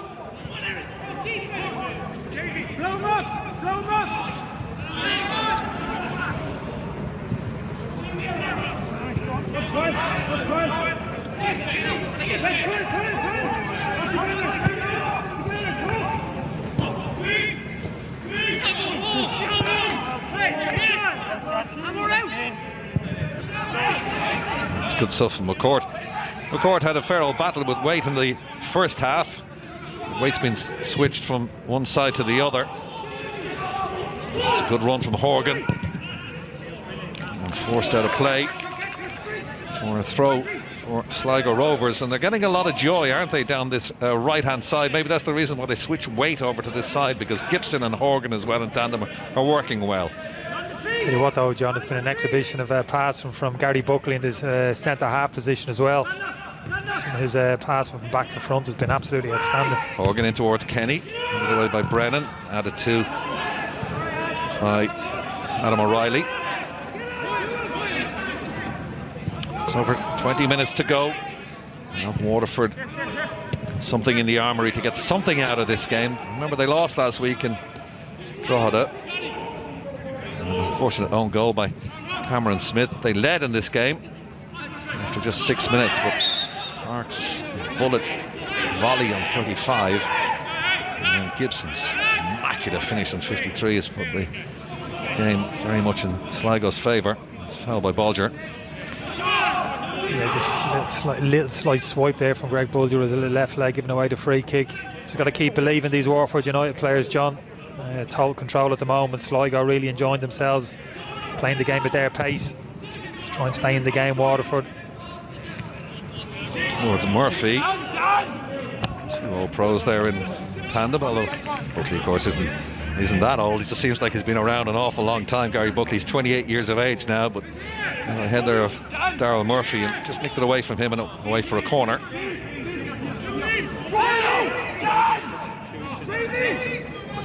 Maskell had a shot, really anxious to get the ball back. Side trailing. It was his corner in the first half, but to supply the goal. McGinty gets something on that. Referee saw no foul. It was McGinty wasn't too impressed with the two wonderful players coming in on top of him. And the substitution then for Sligo Rovers. A bit of contact there from Darryl Murphy. I think so. That's what Ed McGinty's talking about. Have a look at Darryl there. Just kind of heads the goalkeeper's hands. So 17-year-old Johnny Kenny has gone off. He hit the post with a header in the first half, and Ryan De Vries is on.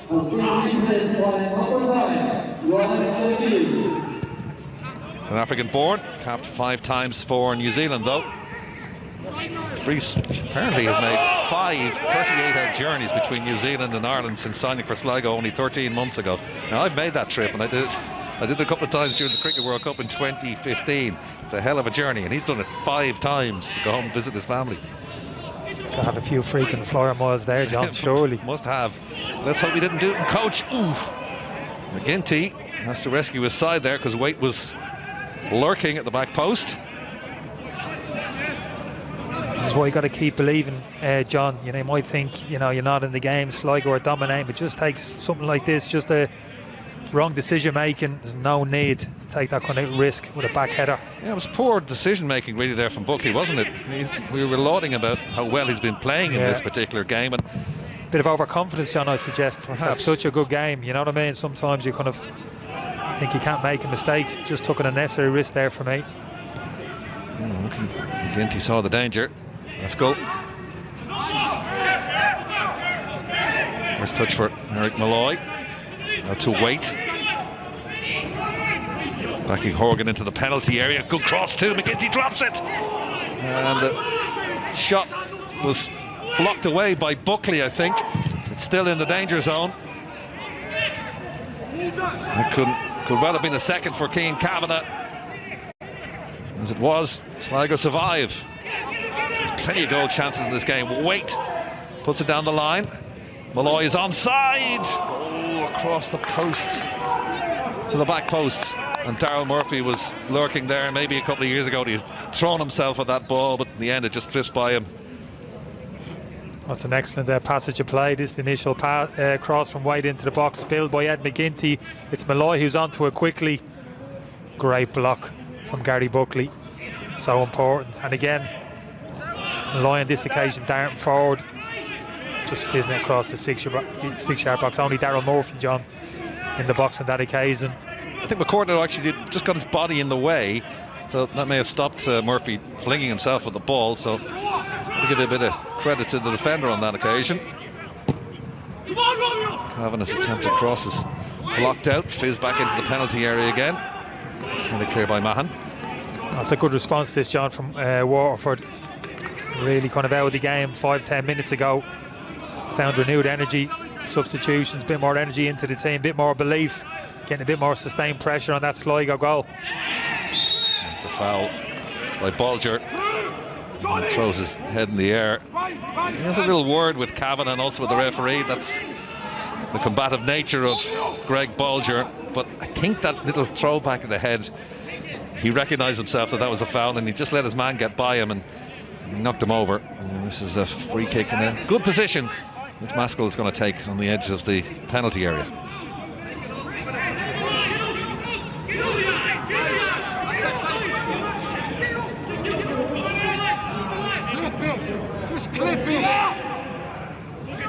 Parks and De Vries are the two-man wall as Maskell lines this one up and just dinks it into the penalty area, and McGinty is forced to make the save.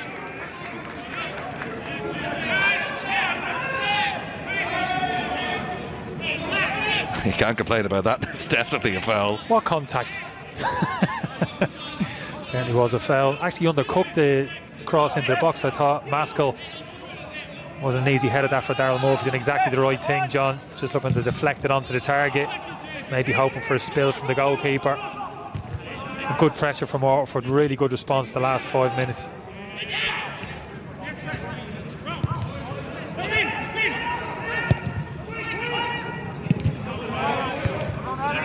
Don't forget the two games tomorrow on Watch LOI.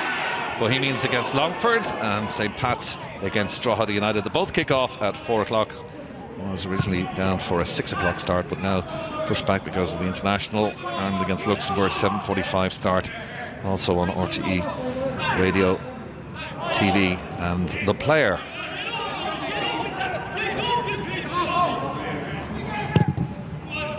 Indy's been busy with the two goalkeepers in the second half. Spilled a couple. Very important double save in the first half as well. So inside the last 15 minutes of this game, Kenny, it's been a very entertaining game so far, and some terrific goals in it too. Oh, absolutely, and still game on, John. Like I said, Watford have found renewed vigour, renewed belief. Just teed up the last 15 minutes beautifully this game. Cawley, faced by Brennan. Bruce blocks it down initially.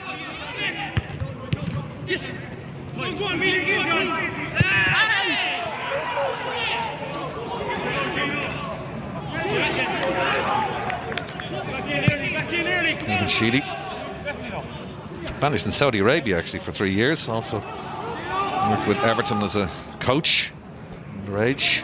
Here's Bolger.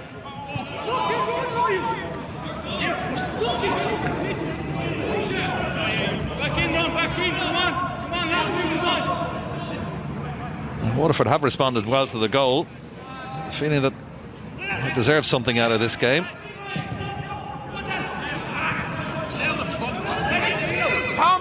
Not entitled to anything in this game, you've got to work for it.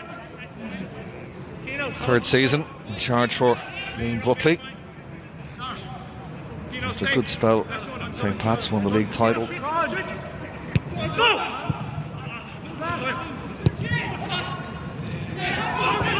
Darryl Murphy.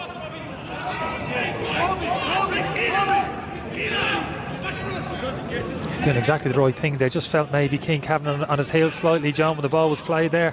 Just didn't quite cover the ground. Shame, really. Good opportunity to break down the right-hand side. Get to him! Shut the line, Ryan! Well done, well done. You can still hear the players shouting and the echoes all around the ground. Still never get used to the fact that we don't have any fans in. Hopefully we will have them in some numbers later on in the season. At the moment, it's all behind closed doors. But entertaining fare if you're watching. You're enjoying what you're seeing. Second of our live games. We have a cracker next week. Dundalk with work to do, having drawn against Sligo last week and losing at home to Finn Harps today. And they're visiting the champions themselves through 1-1 against St. Pat's last week. And the way things are shaping up, we just actually might have a title race this year, because so far the results have been a little bit unpredictable. Oh, absolutely. And not necessarily just the top two competing for that title, Dundalk and Shamrock Rovers, as everybody expects, John. I think the Sligo Rovers team and St. Pat's in particular, Bohemians deserve a mention. I think they've all strengthened in terms of their squads. And they'll all be competitive. They'll be pushing that top two, I suspect, for the majority of this season. It's going to be great to watch. Well, the Blues have made another change. It's their third. John Martin's on. And they're taking off their goal scorer. So what can they do then in the last 10 odd minutes? They perhaps deserve something. And they've had chances in this second half. Murphy's header, great block down from Buckley as Kavanagh's shot. He's heading goal bound. Buckley's had a very good game. Just that momentary lapse with that backward header put his goalkeeper under pressure, but his distribution's been terrific and he's worked really well in the heart of that Sligo Rovers defence.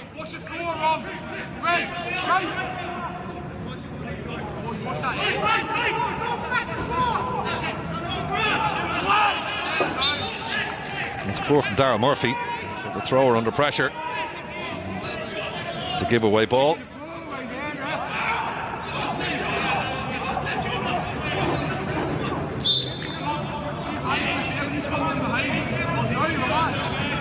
I'm going to be happy enough now to just slow things down, try and see out the last 10 odd minutes. DeVries, there's Parks, under pressure from Brennan, allowed to settle, retain possession well. Cawley, McCourt, after a shaky start, has settled to his task well, and Cawley spinning away from his man, goes to ground, free kick. Yeah, that's what they need the last 10 minutes of this game, John. Good ball retention. They have the players on the pitch. Cawley, very experienced player. Bulger, Noel Morahan, very efficient, technically good. Those three in particular need to get on the ball and control things now for Sligo between now and the end of the game. Keep the ball away from Wateford for large chunks of the remainder of this game. Gibson, well, he got the lead goal. We won't see much better goals this season. What a finish that was. Horgan, Gibson. Horgan forced back towards his own goal, but Buckley, nice little pass into Bulger and turned back to man. And to McCourt on that far side. He'll be enjoying this, McCourt, against his old side.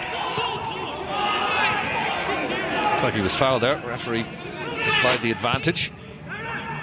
And towards Cawley, went through Power.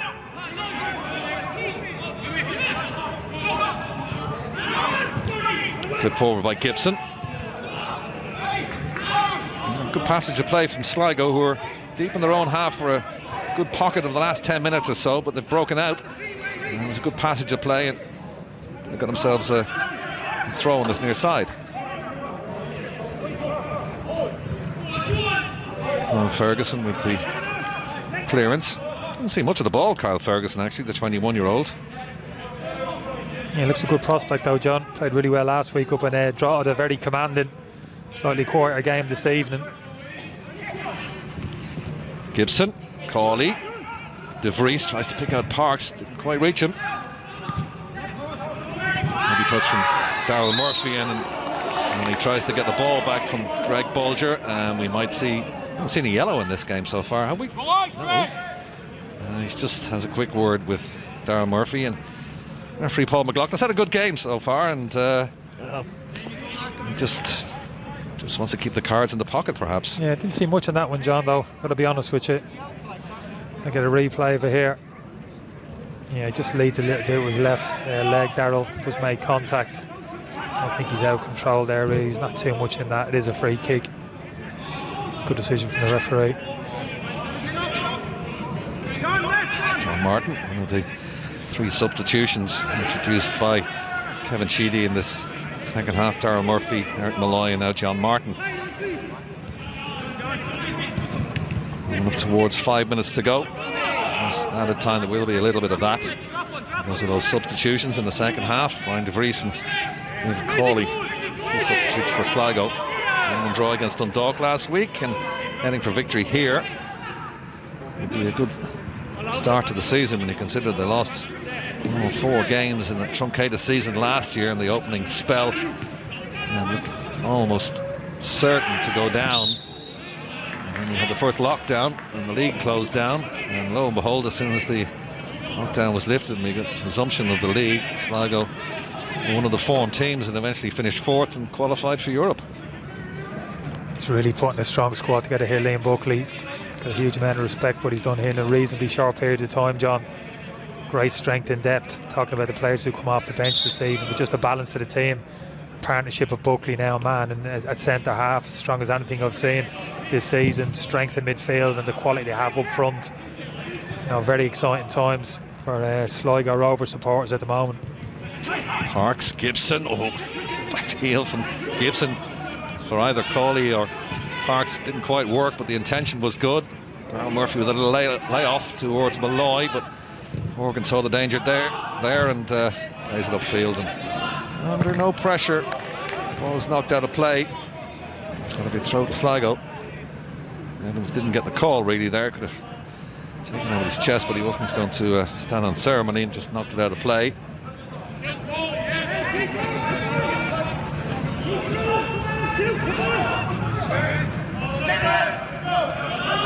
I'll get you thinking of your player of the match very shortly, Kenny. Smith under pressure from De Vries, and the ball is in the right half of the field from Sligo's perspective.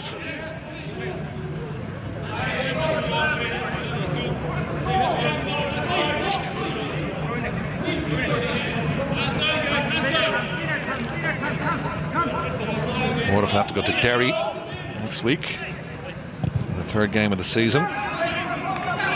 Sligo on our way to Longford.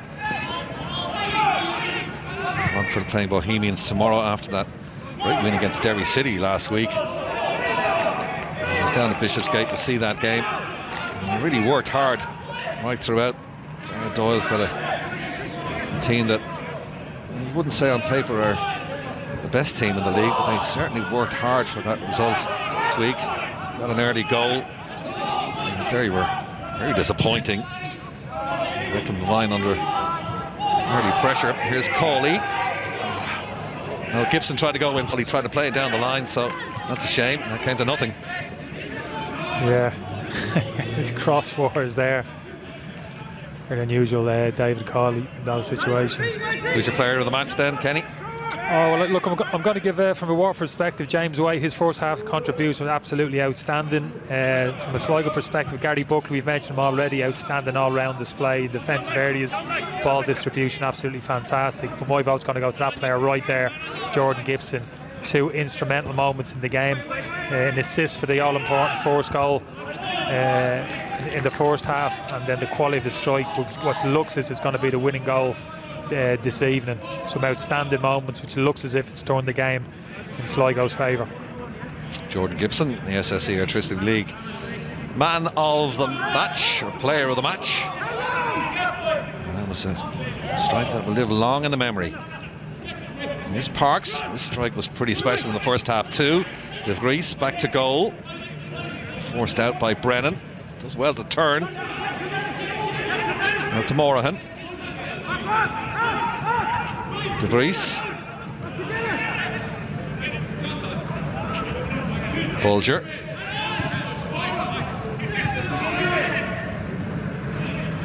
Bulger's had a good game for his new club as well. Ball out towards Gibson. He tries to get around Masco, but it actually bounced off the Sligo player last, and goal kick. There's too much on that from Ryan Murphy, and out of shot we can see him throw his head back in despair. Poor distribution straight to McGinty. He'll take all the time in the world. Good contrast in age between the two goalkeepers. McGinty 21 years of age, Ryan Murphy 37. Pulled off a great save from Parks in the first half, but he did nothing about both goals. That came off De Vries' arm last and bounced up awkwardly for him.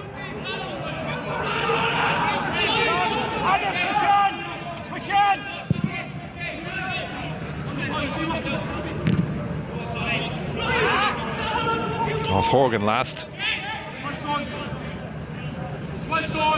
3 added minutes we're hearing. And after that now, here's Maskell's throw. Murphy just couldn't spin away from his man, and Mahan shepherds it out of play. Yeah, a little surprised that Darrell there came to him at a nice height, John. Just needed to kind of kill it with his first touch, just shifted onto that left side and maybe look to get a snapshot off. The touch just got away from him. You can see here the little flick on just there, just needs to cushion that. Keep it close to his body, almost swiveling to one movement and get the shot off, couldn't execute it. And Kevin Sheedy staring down the barrel of 2 consecutive defeats. And he's been easy in the League of Ireland. The 61-year-old. Case of getting to know his players, and they started so well in this game. That great header from Kavanagh from Mescal's corner in the 6th minute, but Sligo eventually grew into the game and rewarded with a 35th minute equaliser to Romeo Parks, and then the lead goal on 53, with contender already for goal of the season from player of the match, Gibson. So into the first of those 3 added minutes we go. Waterford 1, Sligo Rovers 2. Earlier today, that was the same result up in Oriel Park. Dundalk 1, Finn Harps 2. And Finn Harps are top of the league with 2 wins out of 2.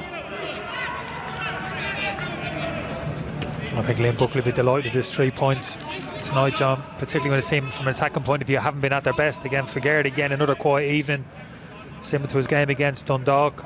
Young Johnny Kenny on the periphery of the game a little bit, but 2 big moments from Parks and Jordan Gibson. It looks as if they've won his team the game, but more to come. That's the exciting thing from a Sligo perspective. They've got more in them.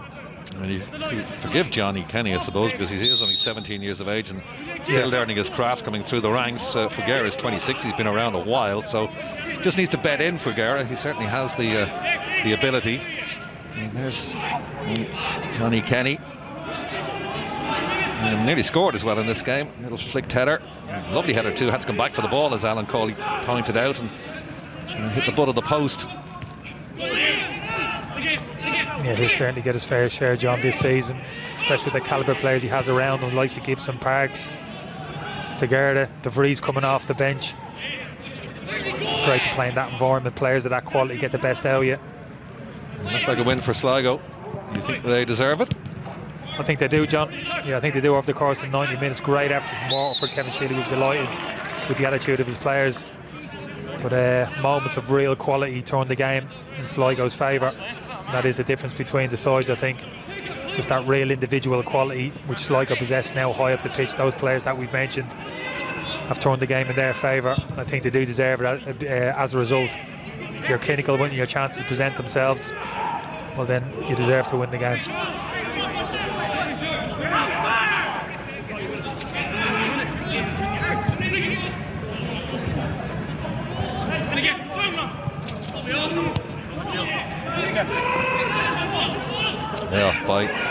Daryl Murphy.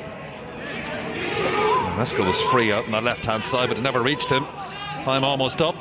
Cawley heading for the corner flag, perhaps, just to kill off some time. And he commits the foul.